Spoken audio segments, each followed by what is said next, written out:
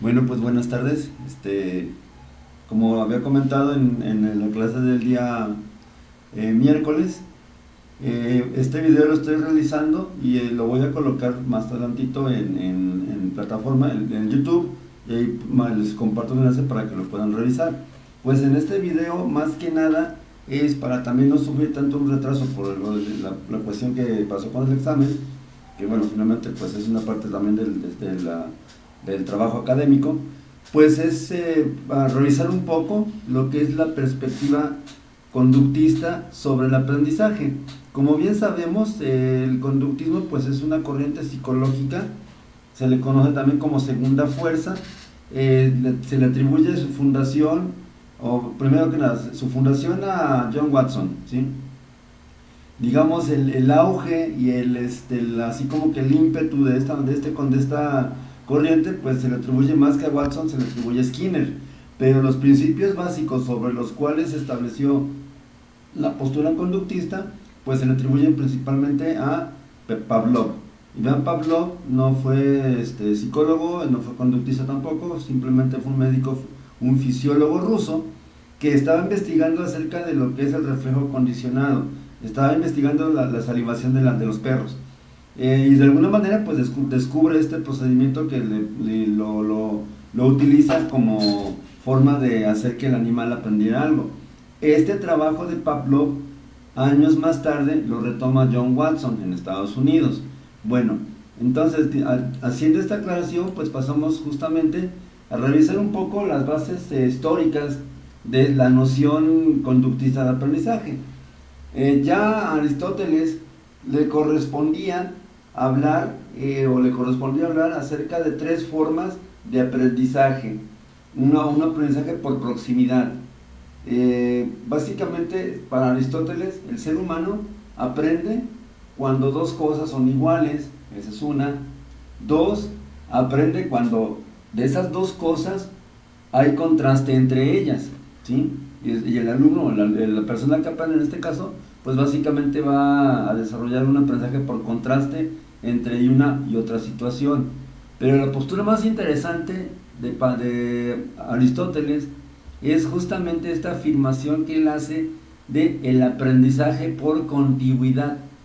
Es decir, aprendemos asociando dos estímulos que son colocados, o dos cosas que son colocados uno cerca de la otra, ¿sí?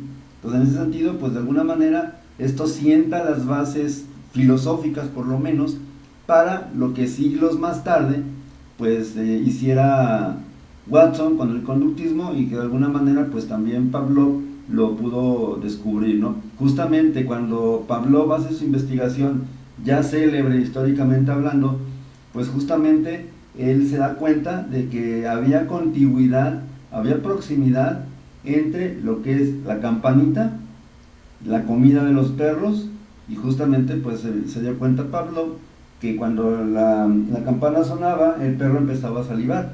Después de haber repetido varias veces esta situación, no fue la primera, obviamente. Entonces, ese sería el aprendizaje por contigüidad. En este caso, la definición que nos da Anita Woodfolk en su texto, justamente es la de, por contigüidad se va a definir o se va a entender la asociación de dos acontecimientos por el apareamiento repetido. Es decir, cuando un sujeto le pasa algo y esa misma situación tiende a repetirse en los mismos digamos, con sus mismos elementos, con el paso del tiempo, justamente se logra el aprendizaje por contigüidad. Un ejemplo de esto podría ser, bueno, de alguna manera el animal, el simio, el mono que aprende, por ejemplo, a que cada vez que presiona un botón, pues va a recibir cierto reforzador, en este caso el alimento. Y una vez que el animal recuerde o logre asociar por contigüidad el hecho de apachurar el botoncito con el hecho de recibir la comida, pues justamente es a lo que se refiere el aprendizaje por contigüidad. Entonces, por lo tanto, es un método que ciertamente es aprendizaje, pero también se comparte con los animales.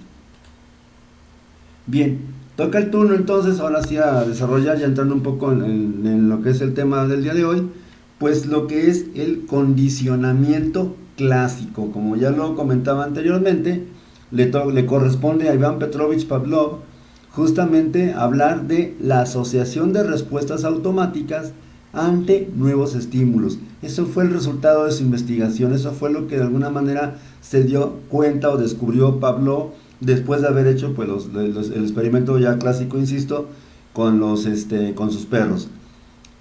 En este caso, el condicionamiento clásico ciertamente va a ser un procedimiento para el aprendizaje, pero el detalle está que este enfoque de aprendizaje más que nada se puede aplicar no tanto a cuestiones académicas formales, sino a respuestas de naturaleza emocional o fisiológicas involuntarias.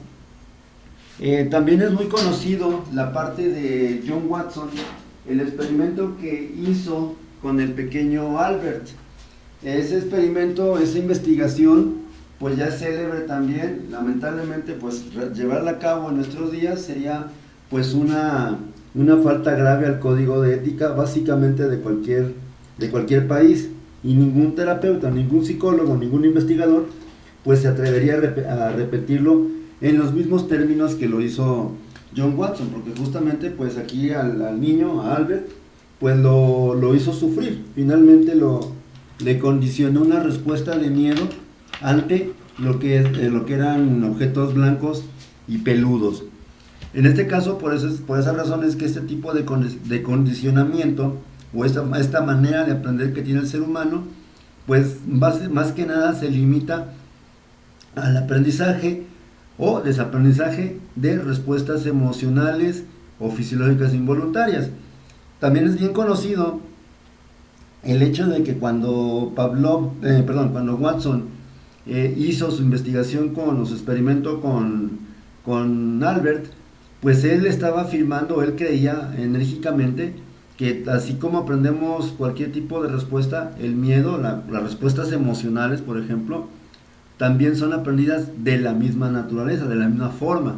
Y él quería más que nada, no tanto dañar al niño, sino básicamente confirmar esa suposición que él tenía, pero más importante que esto, él no quería tanto como crearle el miedo, sino bien quería crearle ese miedo, condicionar esa respuesta de miedo, esa respuesta evitativa, ante ese estímulo aversivo que era el ruido de la barra de metal atrás del niño. Él quería demostrar empíricamente que así como lo aprendió, así se puede quitar. Es muy conocido la aplicación de procedimientos conductuales basados en el condicionamiento clásico en el tratamiento e intervención de reacciones fóbicas. De hecho, es la terapia casi obligada cuando un paciente llega a un consultorio a pedir intervención, sobre todo en esa parte de las respuestas fóbicas, ¿sí? A través del condicionamiento clásico, los seres humanos y los animales pueden ser entrenados para reaccionar de manera involuntaria frente a estímulos que antes no generaban ningún efecto. Vuelvo a repetir, aquí podemos englobar o podemos encuadrar precisamente toda la investigación de Pavlov con sus perros, que justamente los perros no querían salivar en la presencia de la campanita. Ellos salivaban, pero en la presencia de la comida, como una respuesta fisiológica involuntaria, una respuesta fisiológica involuntaria. Pero básicamente cuando Pavlov se da cuenta de esta situación, de que podían los perros salivar en ausencia de la comida y solamente con la campanita, pues finalmente logra crearles a ellos, a los animales, a los perros, una respuesta fisiológica completamente involuntaria, ¿sí? Entonces, en ese sentido, básicamente este tipo de procedimientos conductistas puede ser usado para el entrenamiento, que de hecho es justamente la forma en que se entrena pues animales a hacer actos circenses, sobre todo cuando estaban permitido pues tener animales en los circos. Esa es la forma de aprendizaje que usan los entrenadores. Aquí obviamente se habla de conducta, Por conducta vamos a entender cualquier cosa que el sujeto haga que sea visible, que sea cuantificable, y que sea sobre todo mensurable, es decir, que se pueda medir. O sea, de repente para el típico psicólogo conductista no va a importar ni la motivación, ni a lo mejor factores inconscientes como conflictos psíquicos, etcétera, o voluntad, no, es simplemente una respuesta conductual tal cual, cruda, ¿sí? Sin ningún tipo de mediación, por ejemplo, algunos términos que por ejemplo vienen del psicoanálisis como consciente, inconsciente o mental o psíquico. Dicho sea de paso, John Watson obviamente repudiaba todo esto y él decía que más bien era la cuestión conductual la que le iba a dar a la psicología el estatus tan anhelado en ese entonces de ciencia, ¿sí? Entonces, y básicamente entonces nuestro amigo Watson lo que quería hacer era hacer de la psicología una ciencia, no tanto una psicoterapia, sino más que nada una ciencia, ¿sí? Sobre todo por la parte de la experimentación, la medición, la cuantificación, la verificación de teorías o de hipótesis. Bien, pero cuando se habla de una respuesta condicionada, se habla, por ejemplo, de la exposición del organismo a cierto tipo de estímulos. ¿Pero qué es un estímulo? El estímulo lo podemos definir como cualquier cosa, cualquier suceso medioambiental que tiene el potencial de activar la conducta. Ojo con esto, que tiene el potencial de activar la conducta. Todavía no lo hace, ¿sí? Todavía no activa la conducta. Una vez que esa situación ambiental, ese objeto, provoca o evoca una respuesta conductual, es decir, que el sujeto se mueva, entonces se habla de que eso automáticamente es un estímulo, ¿sí? Si dicho objeto, dicha situación social no provoca ningún tipo de respuesta, no es un estímulo, ¿sí? O pudiéramos decir, ya en lo que es adentrarnos un poco en lo que es la jerga del conductista, es un estímulo neutro, ¿sí? Un estímulo, en este caso, digamos, entre comillas, y el entre comillas es mío, positivo, sería aquel que hace que la conducta empiece o se mantenga. Y un estímulo, entre comillas, mío, negativo, sería lo inverso. Cualquier situación o cosa, cualquier estímulo que provoque que la conducta pare o que ya no se repita, ¿sí? Esa es la noción importantísima de estímulo. Y bueno, si hay un estímulo, tiene que haber entonces una respuesta.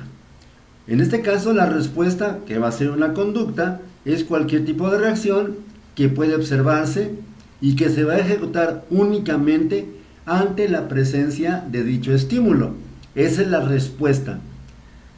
Por ejemplo, una forma clásica en la que estamos condicionados todos es, bueno, sobre todo en estas épocas donde ya se hacen simulacros para sismos, incendios, etcétera, pues justamente el estímulo sería el sonido, un estímulo sonoro, un estímulo auditivo.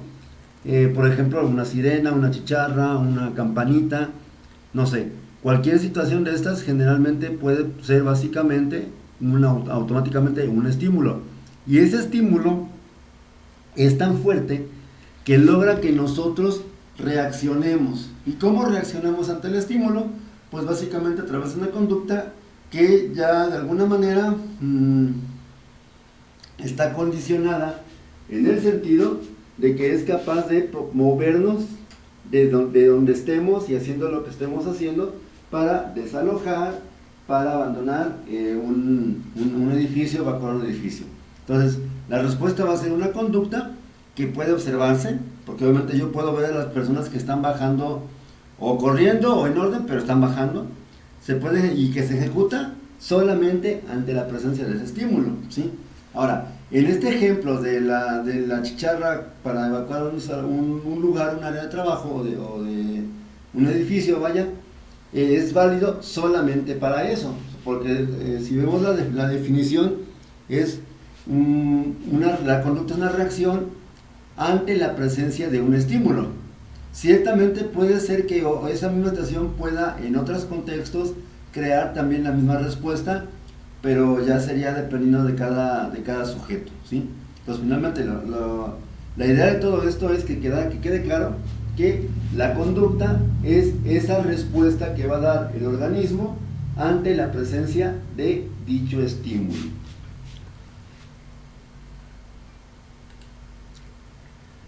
Y en ese caso, a la respuesta se le llama como tal respuesta o conducta. Pero, ¿qué pasa como por ejemplo el sistema de respuestas complejas que da el ser humano?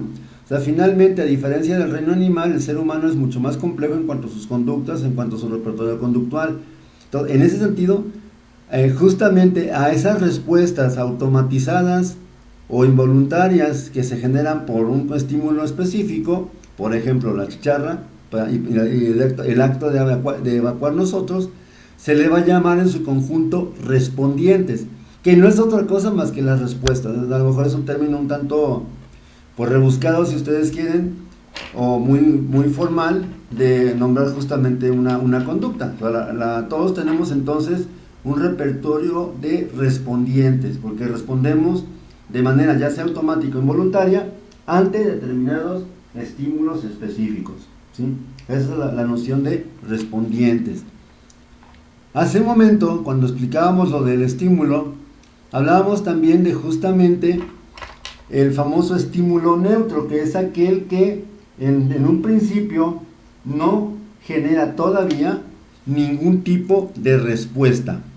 Ese es el estímulo neutro. Cualquier situación, cualquier cosa, cualquier objeto que de momento no está originalmente vinculado a ningún tipo de respuesta. No sé, si de repente viajáramos a otro punto del planeta, tal vez a lo mejor lo que aquí nos hace movernos rápido, como por ejemplo una chicharra, allá no signifique eso, ¿sí? Entonces ahí en ese sentido estaríamos observando que el estímulo neutro, pues para ellos sería justamente el chicharrazo, no para nosotros, porque con nosotros sí hay una conducta pues ya previamente acordada, previamente enseñada, condicionada. Pero cuando no ha pasado todavía ningún proceso de condicionamiento, se habla entonces de estímulos neutros, que son, insisto, son cosas o situaciones que no tienen ninguna relación inicial con ningún tipo de respuesta. Y por lo tanto, no necesariamente van a provocar dicha respuesta. Por eso se llaman estímulos neutros.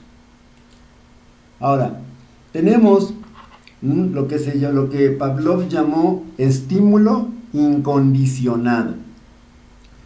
Un estímulo incondicionado va a ser justamente cualquier situación social o cosa que de forma automática su simple presencia va a provocar una respuesta, ya sea a nivel conductual o a nivel emocional, conductual o fisiológica.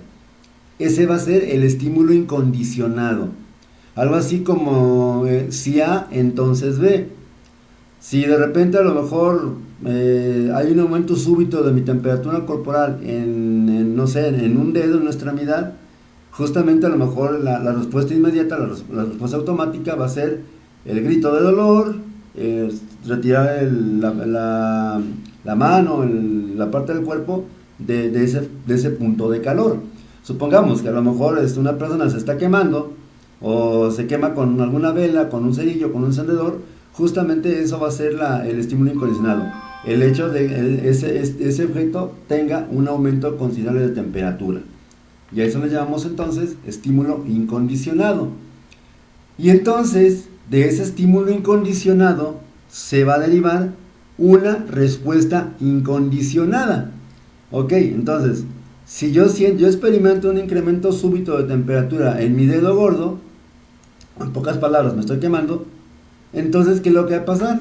Voy a responder de manera automatizada, sin ningún tipo de aprendizaje previo. Me voy a retirar por la sensación de dolor. Esa sería entonces la relación entre estímulo incondicionado y respuesta condicionada. Hasta este momento, ni en el estímulo incondicionado, ni en el estímulo, en la respuesta incondicionada, ha operado o se ha manifestado la mano del hombre, o del experimentador, si se prefiere decir así. Es decir, estos, insisto, ocurren de manera natural o automática. Pero, ¿qué pasa cuando el sujeto pasa por un periodo de entrenamiento o de prueba, o en pocas palabras, un proceso de condicionamiento? Es el estímulo que provoca o no provoca una respuesta, pasa automáticamente a llamarse estímulo condicionado. Es decir, es esa situación social o cosa que tiene el poder de provocar una respuesta emocional o fisiológica o conductual, pero posterior a un proceso de condicionamiento, ¿sí? O sea, ya no es un estímulo neutro ni es un estímulo incondicionado, ya es un estímulo que fue manipulado por un experimentador para justamente tener el poder de provocar dicha respuesta emocional o fisiológica.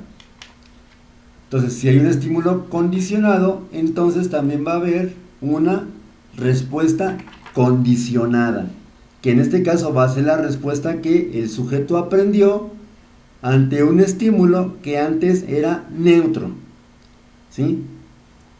Insisto, de repente cuando nosotros aprendemos a lo mejor nociones de cultura de protección civil, etcétera, pues de alguna manera todavía no tenemos en el cerebro, supongamos en los niños, todavía no tenemos registrada la idea de que ese sonido que se presenta cuando estamos en clases no es el timbre de salir de clases, de recreo obviamente, sino es una señal que nos indica que debemos evacuar en orden el edificio.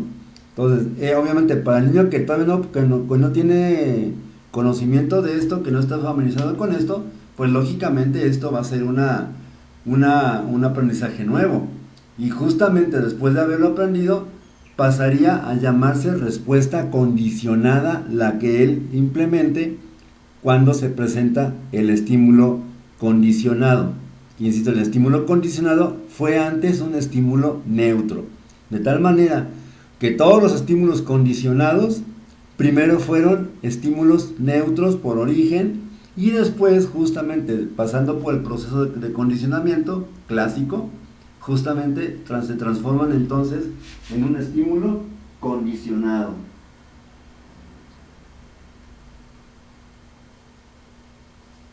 Bien.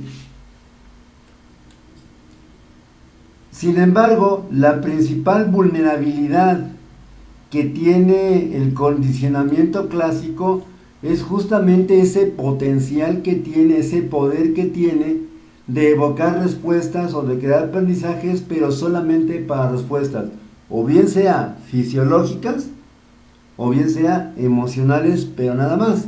En ese sentido, básicamente el ser humano trasciende esta barrera de lo afectivo o de lo conductual nada más, o de lo emocional.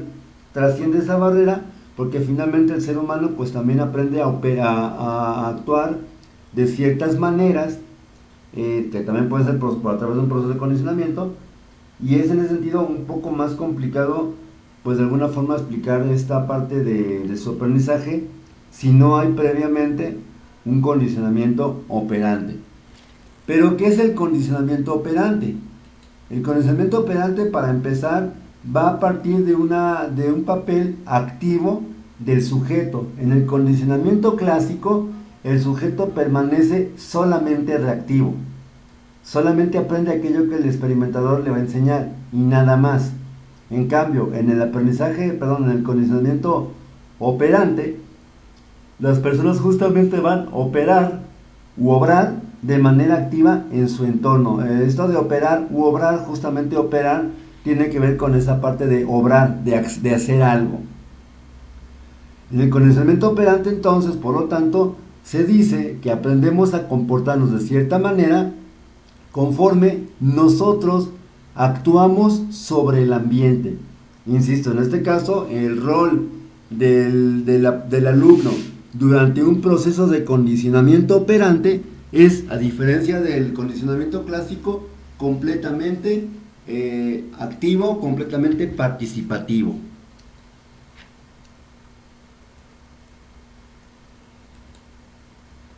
Así como teníamos en la información que pasó hace unos minutitos atrás, que era en relación con lo que es el condicionamiento, perdón, con los respondientes.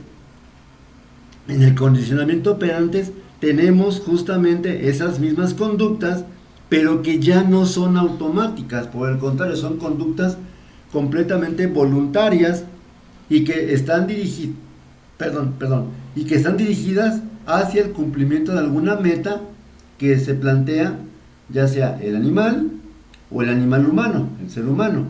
Ese va a ser el operante o los operantes, las conductas voluntarias dirigidas hacia metas.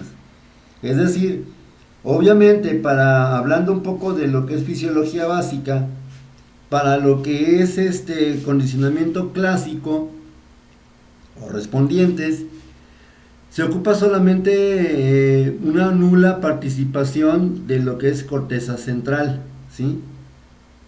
Porque finalmente es una respuesta casi siempre automatizada. En cambio, cuando se habla de conductas operantes, aquí implican casi siempre una activación mayor de lo que es el área frontal, sobre todo cuando ésta se encarga justamente de dos funciones básicas, lo que es la planeación y ejecución de una conducta de forma voluntaria, de forma racional. Esos son los operantes.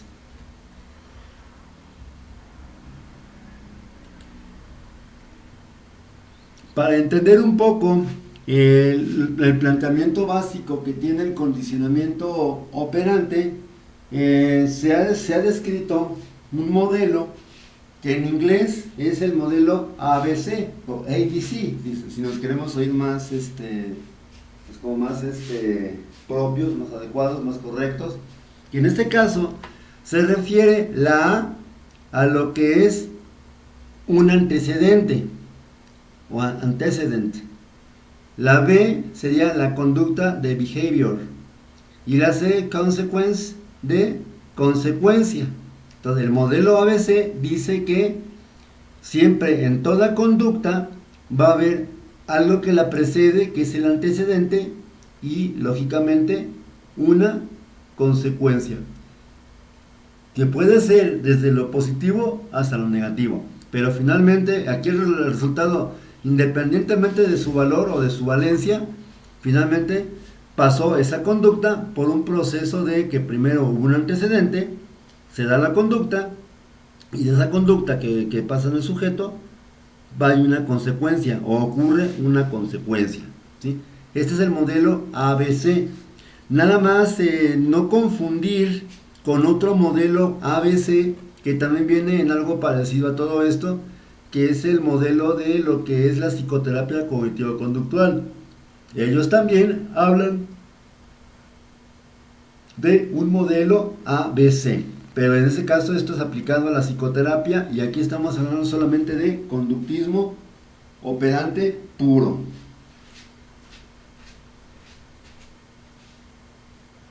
Y si nosotros hablamos de condicionamiento operante, significa entonces que casi siempre este modelo de aprendizaje se va a basar en la idea de que, número uno, una conducta se va a repetir en función no tanto de sus antecedentes, sino de las consecuencias que tenga el sujeto por haber llevado a cabo esa conducta.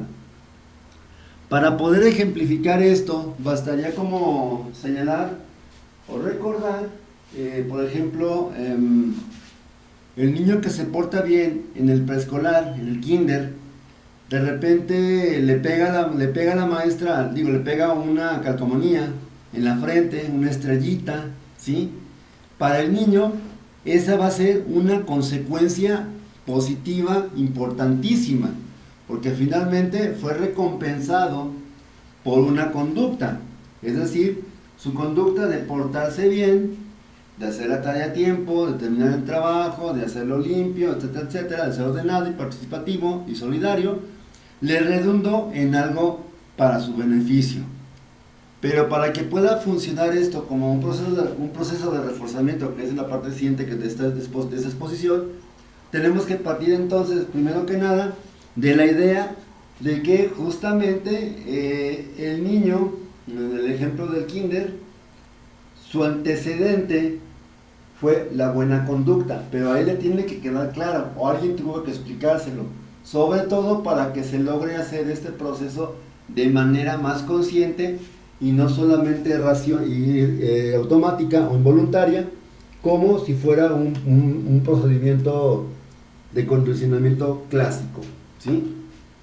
Entonces eso es lo importante de esto. Este modelo, pues sabemos que es el que más se aplica justamente a lo que es la situación didáctica, la situación escolar, al hablar de que justamente el alumno, típicamente todos de cualquier nivel, desde preescolar hasta universidad o superior, reciben justamente un procedimiento de condicionamiento operante de pe a pa. Por ejemplo, en el caso de nosotros como alumnos de psicología, y en concreto en esta materia, tienen, por ejemplo, la conducta de entregar a tiempo las tareas, los reportes, la participación en clase, etcétera, etcétera, les va a traer a ustedes una consecuencia, ¿sí? Una consecuencia que va a ser acumular un puntaje establecido al principio para justamente a través de eso sumárselo a la calificación del examen y a lo mejor a lo que es los trabajos que hayan adicionales, ¿sí? Entonces, en ese sentido, el alumno tiene que entender justamente que como antecedente él tiene que hacer algo a cambio o algo pasó para que a lo mejor se dé la conducta y de esa conducta se desprenda una consecuencia. Es decir, típicamente en la situación didáctica, en la situación del aula de clases, por ejemplo, tenemos que el docente, o la maestra, la educadora, pues justamente es la que da los antecedentes. El niño que termine correctamente su trabajo, bla, bla, bla, va a recibir o le va a pasar tal o cual cosa. Justamente ese discursito de al principio es el antecedente. El niño finalmente va a operar la conducta, ¿sí? Va a hacer algo en concreto, lo que se supone que se debe de hacer, y va a tener una consecuencia. Que esta consecuencia puede ser positiva o negativa. Y justamente dependiendo de esa valencia que tenga esa consecuencia, es como o puede repetirse la conducta o puede extinguirse o nunca más presentarse. Y justamente este modelo ABC va a servir para entender lo que es el concepto de reforzamiento o de reforzador. Un reforzamiento lo podemos definir como un procedimiento que va a emplear las consecuencias para fomentar la conducta, ¿sí? Es decir, manipulando, por ejemplo, las consecuencias que tiene un sujeto, justamente podemos hacer que la conducta, o como dice la información, se fomente o se elimine o se extinga. Pero eso va a depender justamente de cómo manejemos la situación al inicio de este procedimiento. Entonces el reforzamiento va a ser básicamente un programa que se ejecuta justamente cuando queremos hacer que el niño aprenda a hacer algo, pero basándonos exclusivamente en lo que es el condicionamiento operante. Porque finalmente el condicionamiento clásico, el niño puede operar la conducta, sí puede, pero el punto es que no va a poder hacerlo voluntariamente. Va a depender de alguien más para hacer justamente esa conducta y ganarse tal vez esa recompensa que él tiene o que él experimenta, ¿sale? Bueno, por cierto, se me pasaba a decir, lógicamente, si tienen cualquier tipo de dudas durante esta exposición, pues les invito a que tomen nota de sus dudas y me las manden o me las lean o manden un audio de justamente a través de redes sociales, WhatsApp principalmente o Classroom, para pues a la brevedad yo me encargaría, me daría la tarea pues de explicar o de aclarar esas dudas que vayan teniendo, que vayan surgiendo durante el proceso.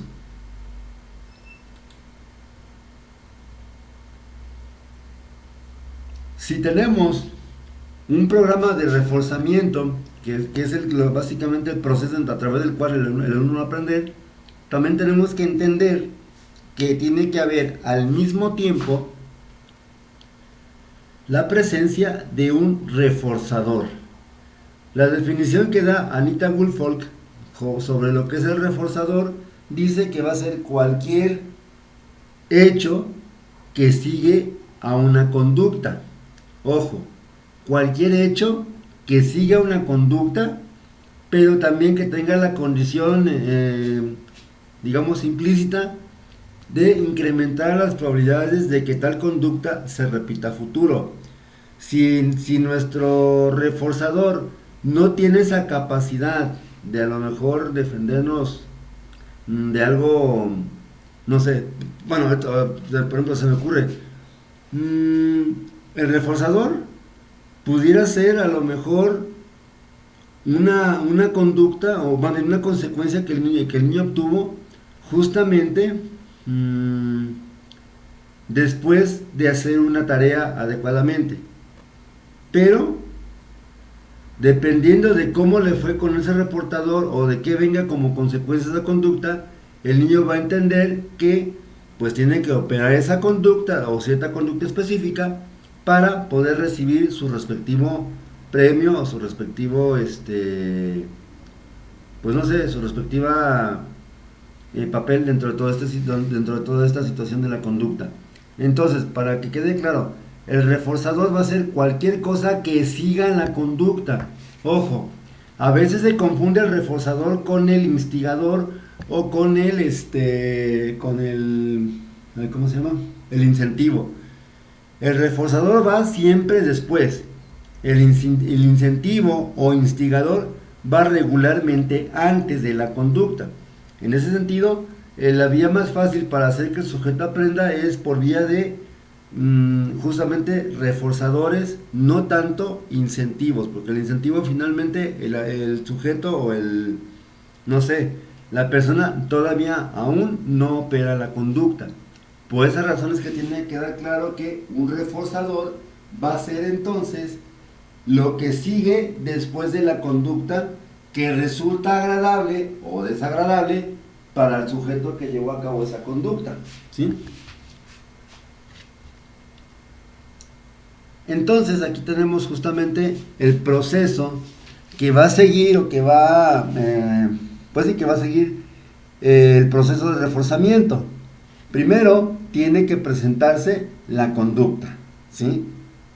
Después de esa conducta va a seguir una consecuencia, sí, pero esa consecuencia tiene el potencial de ser un reforzador o no, es decir, va a hacer que la conducta o se vea reforzada y se repita o de alguna manera se olvide o se extinga, ¿sí? Entonces por eso es la importancia de entender bien este proceso. Tenemos una conducta tal o cual, de repente a lo mejor viene el papel del reforzador o la aparición del reforzador y el sujeto puede ser que dependiendo de la naturaleza de ese reforzador puede ser que o la repita o de repente la extinga. Bueno, tal vez a lo mejor ustedes nunca lo llegaron a ver, había hace unos años un programa de televisión, era Otro Rollo con Adal Ramones, tal vez si lo vieron, no sé, de repente pues no sé si lo vieron o no, pero el señor Ramones tenía un tic nervioso, tendía mucho por ejemplo, como a tocarse el hombro, como a empujarse el hombro, creo que era el hombro derecho, ¿sí?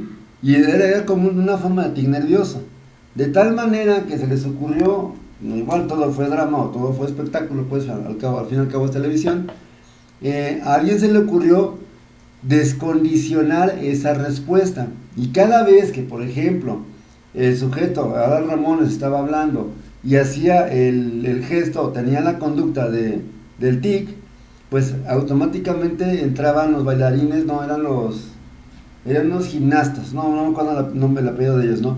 Entraban unas personas pues hacer una rutina de ejercicio rápida, así una demostración así rápida, pero obviamente esto hacía que el sujeto, Adal Ramones, se quedara callado y esperase a que terminara la intervención de los gimnastas, ¿sí? Entonces, ese es justamente un proceso de reforzamiento. Se da la conducta, que en el ejemplo es a lo mejor acomodarse el hombro o tocarse el hombro con la mano derecha, el hombro izquierdo. Viene el reforzador y finalmente, dependiendo del grado o de calidad de ese reforzador, pues va a ser su poder como posiblemente hacer que la conducta o se repita o se extinga. Recordarles pues lógicamente que a pesar de que es una grabación, lo que van a revisar, pues pueden mandarme sus dudas en cualquier momento para poder yo pues darme cuenta, observar que número uno, revisando el video, y número dos, sí queda claro lo que van a hacer. ¿Por qué? Porque particularmente este tipo de programas de reforzamiento o de conocimiento operante es el que se lleva más a cabo en el contexto académico. Y bueno, como ya se ha mencionado en otras ocasiones, pues sabemos que ustedes van a irse a prácticas el próximo cuatrimestre, en séptimo, a prácticas no formales, y en octavo, a prácticas formales, a prácticas educativas. Y justamente dentro de esto posiblemente les toque implementar algún tipo de programa de reforzamiento, ya sea positivo o negativo, ante cierto tipo de conductas que presenten los alumnos. Hay que recordar algo muy importante. Justamente la labor del psicólogo educativo, como ya se estableció también en parte en el examen, es justamente la intervención psicopedagógica y lo que es la orientación vocacional. Dentro de esa orientación psicopedagógica está justamente la parte de intentar que la persona, que el niño en este caso, pues adquiera un repertorio conductual pues adecuado para ciertas conductas que garanticen su integración correcta con la sociedad, y no al contrario, que aprenda conductas que sean pues aberrantes o aversivas o poco recomendables para un niño, ¿sí? Entonces, por eso es importante entender esto. Ahora, justamente una parte del trabajo que se va a hacer en la hora de clases con sus prácticas, ciertamente también tiene que ver con modificar conductas. No nada más, el psicólogo educativo no nada más se va a dedicar a lo mejor a desarrollar planes de estudio y aplicarlos, no, sino también se va a dedicar muchas veces a funcionar como un coauxiliar para lo que es el manejo conductual, ¿sí? Por eso la importancia de que tengan, pues de que quede claro este tema o de esta aportación para justamente su proceso de formación posterior.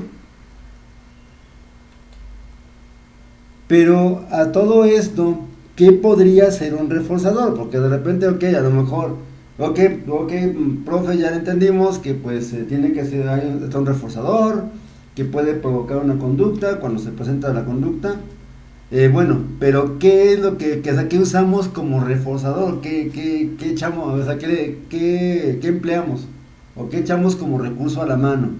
Bueno, para un niño, igual también para un joven, un adulto, casi todos, si no es que todos, tenemos siempre actividades preferidas unas sobre otras. No quiere decir que a la persona que le guste de repente un cine de acción, por decir un ejemplo, se va a especializar en solamente películas, no sé, de Sylvester Stallone, ¿no?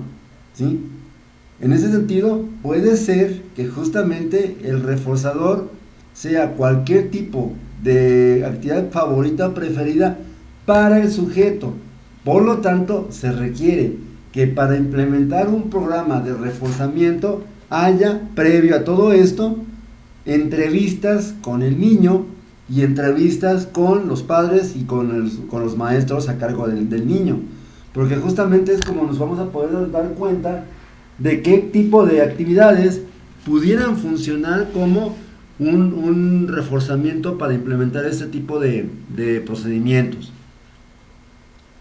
Lógicamente, finalmente el ser humano, si hablamos un poco de motivación, tiene la tendencia a dos cuestiones muy importantes. La primera, a evitar el dolor, y la segunda, acercarse o garantizar la estabilidad o el no sufrimiento. Es decir, evitamos siempre las situaciones incómodas, las situaciones que nos pueden provocar algún tipo de sufrimiento o daño.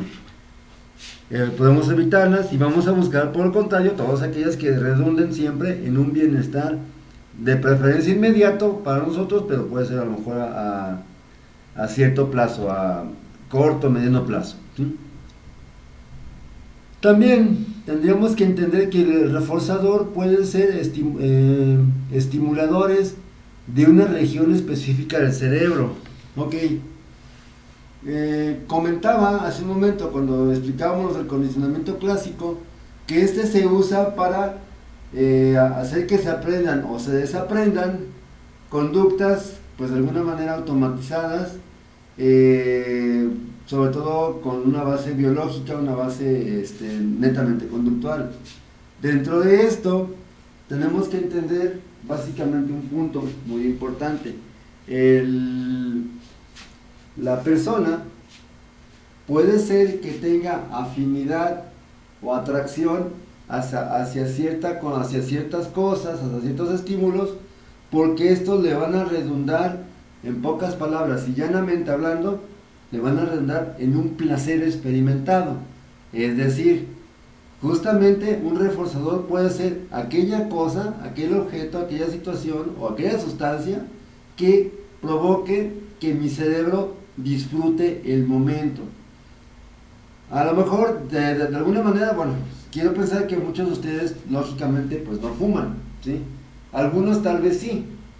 En este caso, el paciente que tiene tabaquismo, de repente al entrevistársele suele decir que tiene como, no sé, pues que usa el cigarro o el tabaco pues o la pipa justamente para aminorar la tensión resultante de estar expuesto a una situación incómoda.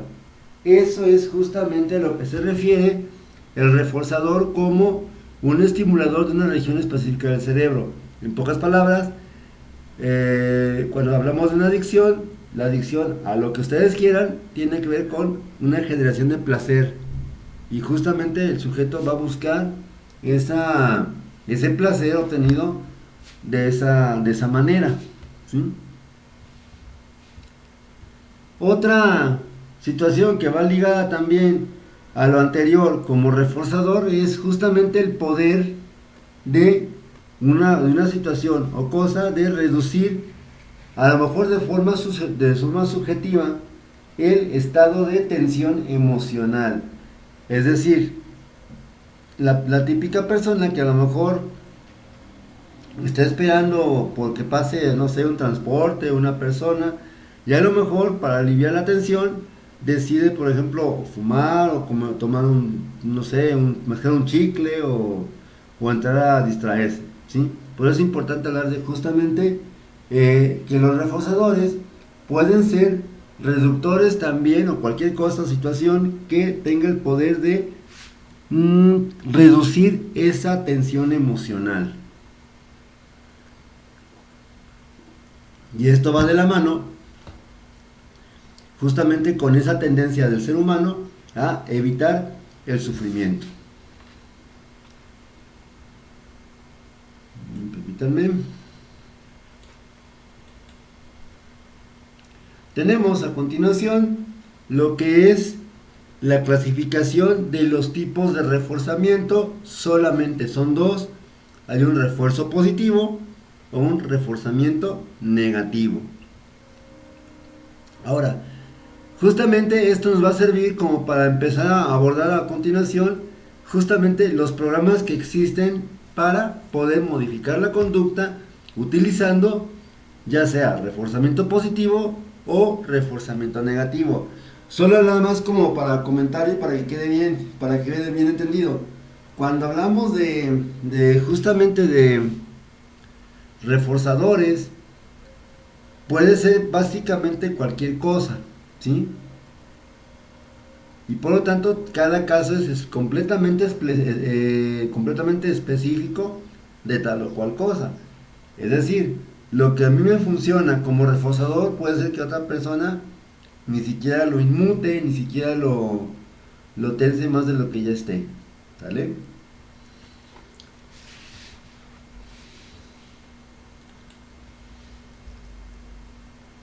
Tenemos el reforzamiento positivo. Básicamente el reforzamiento positivo va a ocurrir cuando la conducta produce la presencia de un estímulo. Ok, esa es la definición formal. Con reforzamiento positivo se define la ocurrencia de una conducta, ocurre cuando la conducta produce la presencia de un nuevo estímulo. Es decir, justamente como parte, insisto, de nuestra naturaleza animal, tendemos digamos, a enfocarnos en lo novedoso. Entonces, por lo tanto, puede ser que eso novedoso provoque en mí cierto tipo de conducta. Entonces, si esa conducta o ese estímulo novedoso tiene la capacidad de fomentar una conducta, automáticamente estamos hablando de un procedimiento de reforzamiento positivo. Si recordamos un poquito, casi al principio decía el ejemplo del chango que oprime un botón para recibir comida. Allí justamente es un procedimiento de reforzamiento positivo.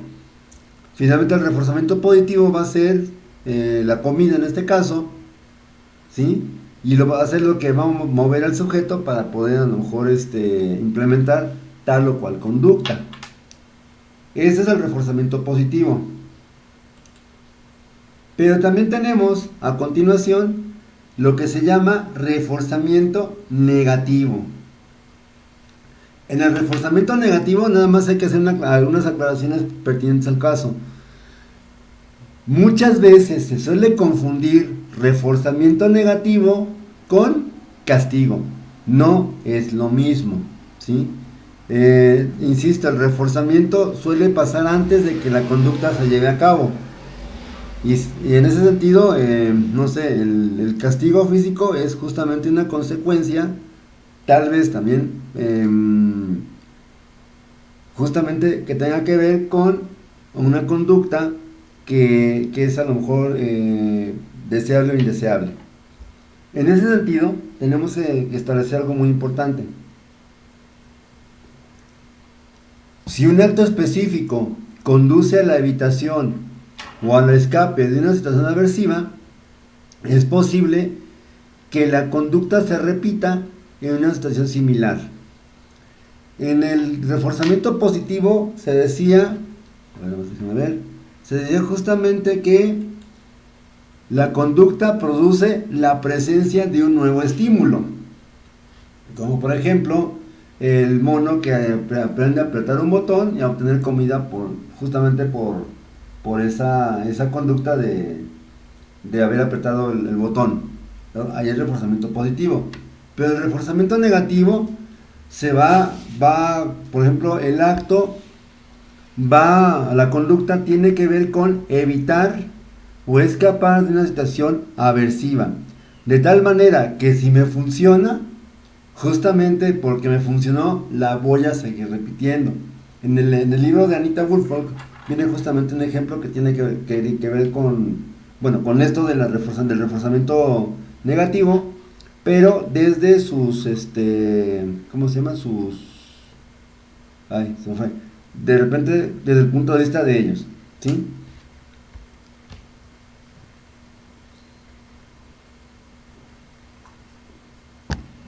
Bien. Por ejemplo, venía también en el libro lo de un niño que de repente se reporta enfermo o finge estar enfermo para evitar justamente la evaluación de un docente. Y resulta que como finalmente le creyeron a lo mejor los maestros o le creyeron los compañeros, etcétera, porque a lo mejor engañó bien, justamente obtiene una respuesta favorable a esa conducta de evitación, ¿sí? lo cual significa que es más probable que emplee exactamente la misma modalidad de engaño, de chantaje, en otras situaciones donde quiera a lo mejor escaparse o fugarse de alguna realidad. Entonces, de manera, digamos, pues más entendible, en el reforzamiento positivo, la conducta produce un estímulo nuevo. En el reforzamiento negativo, por ejemplo, una conducta ejecutada de tal o cual manera puede ser que tenga el poder de hacer que se repita o se extinga la conducta que a lo mejor se está intentando eliminar, ¿sí? Por lo tanto, entonces debe de quedar claro que castigo no es igual a lo mejor a esclavizar o de repente o a condicionar una respuesta a través de con reforzamiento negativo. Bien, tal vez podamos entender mejor todo este planteamiento viendo otras definiciones que también pues es necesario mencionar o recordar, que tienen que ver con los procedimientos conductistas. La primera va a ser la noción o concepto de estímulo aversivo. Cuando oímos la palabra aversivo, tenemos que pensar automáticamente justamente en algo que me es desagradable, ¿sí? Insisto, el ser humano tiende a evitar lo desagradable y tiende a buscar justamente lo agradable. Pues por lo tanto, un estímulo aversivo va a ser básicamente cualquier cosa que me es desagradable, ¿sí? Esa es la definición de estímulo aversivo. Por lo tanto, y la otra definición que también tenemos que conocer es la de castigo, proceso que debilita o elimina una conducta. Ojo, el incentivo en este caso va antes de una conducta, ¿sí? El reforzamiento positivo va a ocurrir después de la conducta, ¿sí? O al mismo tiempo que la conducta. Y por último, en este caso, en el condicionamiento operante, justamente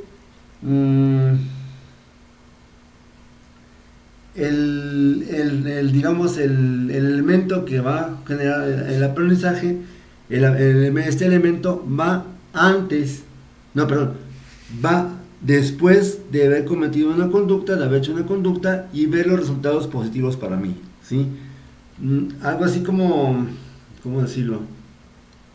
Bueno, de repente a lo mejor una forma de castigar a los padres de familia, en lo que es la parte a lo mejor académica, la parte escolar, pues en la hora de clases de los niños de primaria, puede ser justamente esto: se les aplica un castigo para justamente eliminar una conducta, pero obviamente el castigo no se puede aplicar si no ha habido una percepción generalizada, o por lo menos por el docente, de que no se está entendiendo el tema, o de que, por ejemplo, esa situación me provoca o me genera displacer.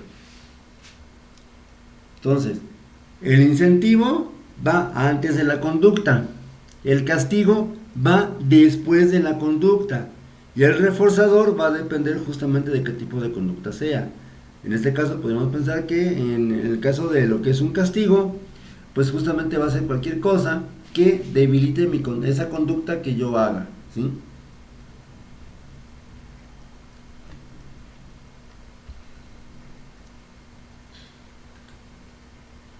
Ok, aquí vemos un poco de manera gráfica todo esto que estaba mencionando ahorita.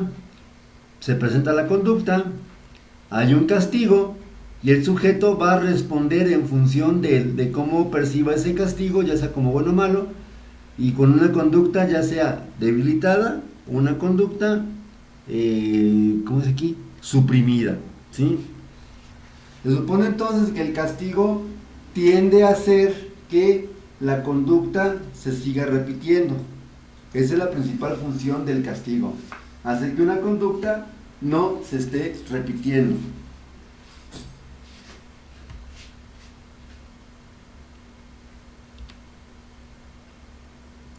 Tenemos justamente dos tipos de castigos diferentes. En este caso hablamos de castigo 1 o castigo por presentación. En ese sentido, el libro de Anita Woolfolk hablaba justamente de castigo por presentación o castigo por omisión. Originalmente Skinner solamente dijo castigo 1 o castigo 2. En cambio, el castigo 1 va a ser por la presentación de algo que va a funcionar como castigo como tal, ¿sí? Es decir, pasa la conducta y se presenta el castigo, ¿sí? Pero hay otro tipo que es el castigo 2 o castigo por omisión, según Anita Woolfolk, que justamente va a ser la conducta no implica poner algo más a toda la ecuación, sino evitar tal o cual consecuencia o tal o cual situación, porque ya sé que esa situación pues me va a generar a mí algún tipo de problema más adelante.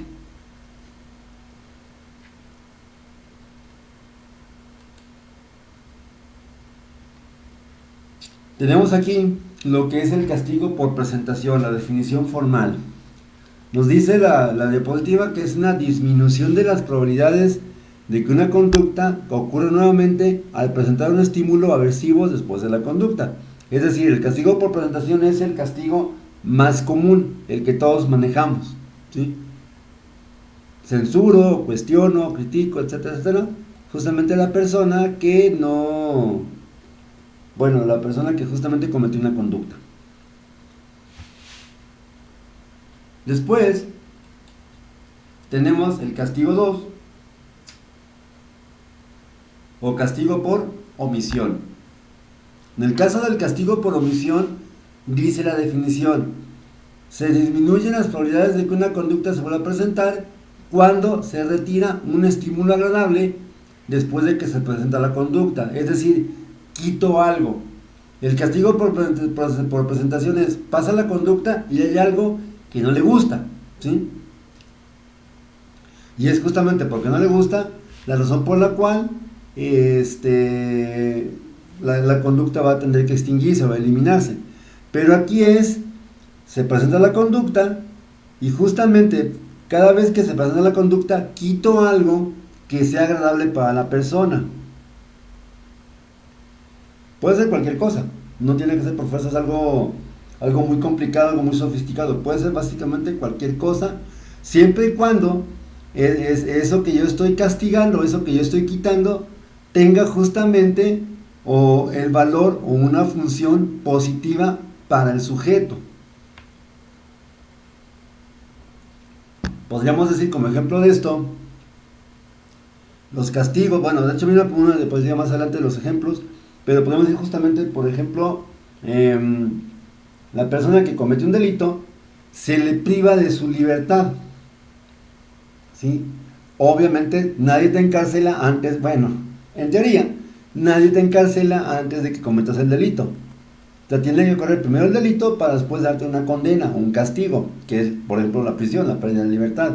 Entonces ahí estoy haciendo que la conducta se extinga, en teoría por lo menos. ¿Por qué? Porque estás preso, no puedes salir, no puedes hacer lo que tú quieras.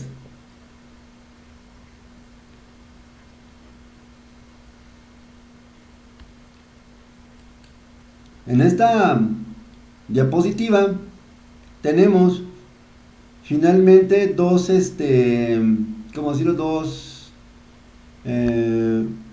cuatro programas de modificación de la conducta. Tenemos, para incrementar una conducta, podemos emplear reforzamiento positivo en cuanto al estímulo es presentado. El sujeto hace bien la plana, hace bien la tarea y viene el comentario, que incluso está en la imagen: gran trabajo o buen trabajo. Ese es cuando se presenta el estímulo.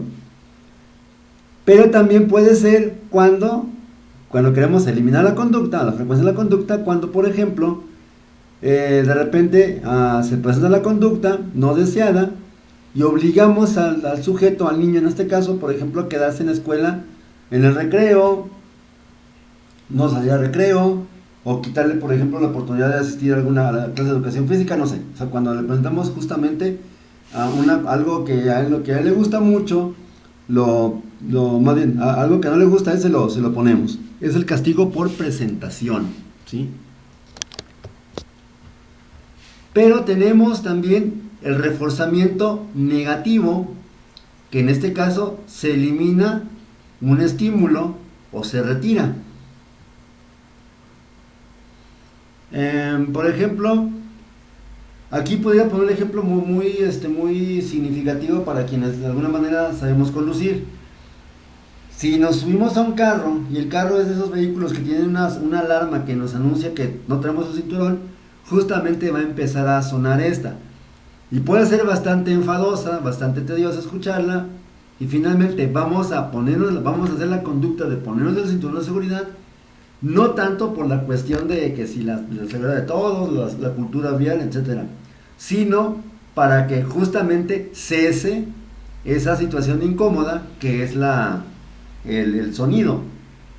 El sonido de la alarma que me está diciendo que tengo el cinturón desabrochado, ¿sí? Igual también podríamos ver un reforzamiento negativo en el caso de la alarma que ponemos para despertarnos. En ese sentido, justamente si estamos cómodamente dormidos y la tenemos programada a las 5 de la mañana, a las 4 de la mañana, para que suene, va a sonar y nos va a generar una incomodidad. Y entonces justamente vamos a eliminar esa conducta, o vamos a eliminar justamente esto. Vamos a incrementar la posibilidad de que la conducta se manifieste quitando el sonido de la alarma, ¿sí? Y incluso llega un punto que lo haces de manera automática, ¿sí? Que lo haces completamente sin pensar, ¿sí? Ahora, tenemos por el lado de eliminación de la conducta el castigo por omisión o castigo tipo 2. Justamente este va a ser cuando a lo mejor después de una conducta percibida como negativa o como aversiva, le quitamos al niño algo, o al alumno le quitamos algo que es significativo para él, que tiene el poder de ser reforzador, ¿sí? El ejemplo viene en novela tele, puede ser cualquier otra cosa. Entonces en este caso, justamente, o le prohibimos ir con los amigos, le prohibimos salir, le prohibimos jugar con su videojuego, le prohibimos a lo mejor ¿cómo se llama? Ver un programa favorito, etcétera, ¿sí? Ahora serían los cuatro conceptos de reforzamiento positivo, reforzamiento negativo, que los dos son para incrementar la conducta, y para eliminar la conducta viene los castigos, ya sea el castigo 1 por presentación o castigo 2 por omisión. Sin embargo, como casi parte última de esta pequeña exposición, tenemos a continuación algunos programas que se deben, o algunas, digamos, como metodologías que se pueden seguir justamente para hacer que la persona refuerce o extinga la conducta, aunque en este caso sería refuerzar la conducta. Número 1, tenemos programa de reforzamiento, uno que se llama reforzamiento continuo. Básicamente, para poder entender esto, el reforzamiento continuo se presenta cuando el reforzador después de cada respuesta adecuada. Se porta bien, palomita. Se porta bien, palomita. Se porta bien, palomita. Y así siempre, siempre, siempre, siempre. Hasta que finalmente esa conducta se automatice y se vuelva hábito, ¿sí? Ese es el programa de reforzamiento tipo continuo. Pero también tenemos otra forma de reforzar la conducta a través de un programa que se llama reforzamiento intermitente, que en este caso es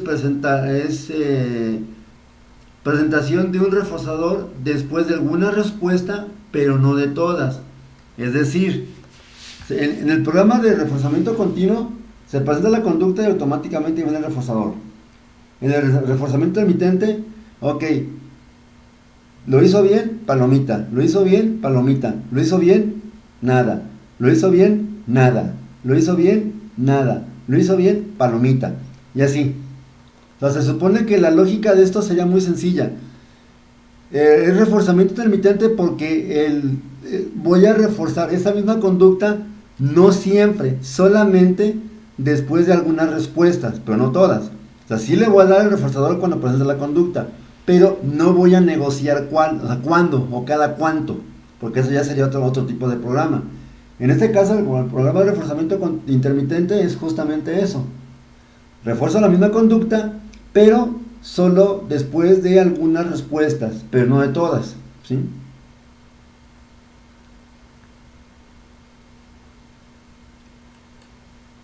Tenemos a continuación otros dos programas, que es el programa de reforzamiento de intervalo y el programa de razón. Ok, programas de intervalo. Aquí el factor clave para poder entender este concepto es la noción de tiempo entre reforzadores. Se te va a reforzar la conducta durante a lo mejor una semana, ¿sí? Y durante esa semana, cada vez que la persona, el sujeto, el niño, no sé, quien sea, cada vez que presenta la conducta, va a recibir su correspondiente reforzador. Pero aquí el asunto es que hay un intervalo de tiempo, ¿sí? Hay un intervalo de tiempo fijo, ¿sí? Y esto obviamente, ¿quién lo pone? Pues lo pone el investigador, lo pone el experimentador, el terapeuta o el docente. El otro se va a llamar programa de reforzamiento de razón. Y aquí no tiene que ver con el uso de razón, ¿no? Con esa facultad cognitiva, no. Aquí tiene que ver con un programa que se va a basar en el número de respuestas emitidas entre reforzadores. Cada 20 respuestas correctas te vas a hacer acreedor a tu reforzador, ¿sí? Y obviamente pasan las 20 respuestas correctas, va el reforzador. No ajusta las 20 respuestas correctas, no hay reforzador. Así de sencillo. ¿Y esto dónde lo vemos? Por ejemplo, en los trabajos. Si tú tienes, por ejemplo, asistencia perfecta en una quincena, o sea, nunca llegaste tarde y nunca faltaste, automáticamente va a tu recompensa, tu reforzador. En este caso, el reforzador es la paga completa, el sueldo completo, sin ningún tipo de descuentos o de rebajes. Ese es un programa de razón. Entonces nos damos cuenta con esto que en muchos contextos, no nada más escolares o terapéuticos, se aplican los programas de reforzamiento, ¿sí? Entonces, estos son los dos programas de reforzamiento más comúnmente usados. Posteriormente estaríamos hablando un poco más acerca de profundidad de esos 4 programas, porque finalmente, como parte del trabajo que se encomendó para el ordinario, justamente sería a lo mejor diseñar un plan de reforzamiento de una conducta específica para un niño problema, por ejemplo. O a lo mejor no tanto un niño problema, sino simplemente a lo mejor estimular o crear el hábito de que estudie, o crear el hábito de que entregue sus trabajos limpios, o crear el hábito de que adquiera buenos modales, adquirir el hábito de la lectura, etcétera, etcétera, ¿sí? Bueno, entonces, señores, por mi parte es todo. Este video lo voy a colocar, como ya lo comentaba, en el Classroom. Necesito que lo revisen, que lo vean a conciencia. Obviamente hagan su lectura que viene en la planeación, para justamente las dudas la próxima semana, el miércoles que nos veamos en clase a través de Meet, pues podamos discutir justamente las dudas que hayan surgido durante la exposición. Por mi parte es todo y agradezco mucho su atención.